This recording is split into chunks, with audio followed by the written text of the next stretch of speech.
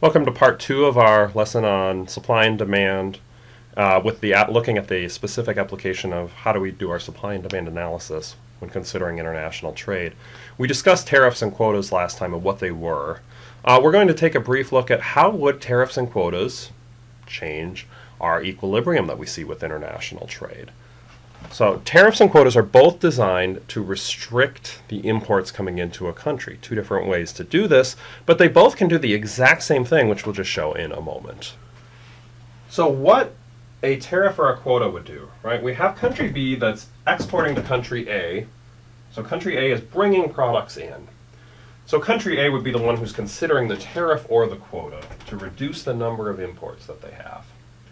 So what are a couple ways they could do this? Well, a tariff is a tax on the import. So the country could just say, for each unit that's brought in, going to impose some tariff. So here we have price of the world plus the tariff. You can see what that would do. That's going to reduce the number of imports. This level of imports that's brought in is smaller. So that would also then, of course, reduce by an equal amount the number of exports. A country could actually achieve the exact same thing instead of putting in a tariff into place by simply limiting the number of imports to that exact amount, right? If the country limited the number of imports to that exact amount, it could actually reach the exact same point on the demand and the supply curve. So tariffs and quotas both have the same effect on trade. They can have the same effect on trade, right, if the correct prices and quantities are chosen. But it is different ways to achieve this particular objective of restricting trade. So tariffs and quotas both raise the price of products to consumers in the importing country by reducing the level of imports that are being brought in. So if a country wants to impose tariffs or quotas, which one would be better? Now, I want to caution, I say which one would be better. Restrictions on trade generally make societies worse off. So it's not that either of these are going to necessarily enhance the well-being of society. But if you have people who insist upon putting in restrictions, which unfortunately, at least in my opinion, we do have that.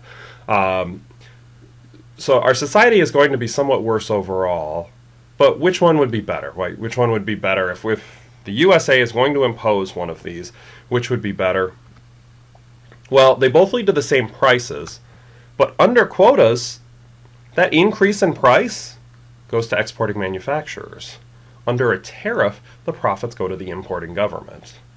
So we may be worse off overall, but at least there is some extra tax revenue coming in if the US does decide to put in tariffs on particular products. So that's one reason tariffs would be preferable over a quota, but there is another reason as well. A quota is a little bit more arbitrary, and a quota doesn't really allow for the normal price competition. If there's a tariff put into place, a particular tax on imports, it affects all countries, or if it's applied to all countries, or companies within a country equally. So the most efficient companies or countries are going to be the ones that can still export.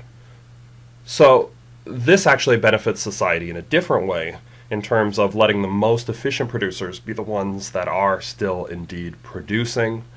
So that's a second way that tariffs are better than quotas. Once again, with the caution, neither of these are likely to actually improve the well-being of society, as restrictions from trade prevent you from achieving that the comparative advantage, these gains from trade that we've already learned about. But if you are going to have one, tariffs are preferable to quotas for a couple different reasons.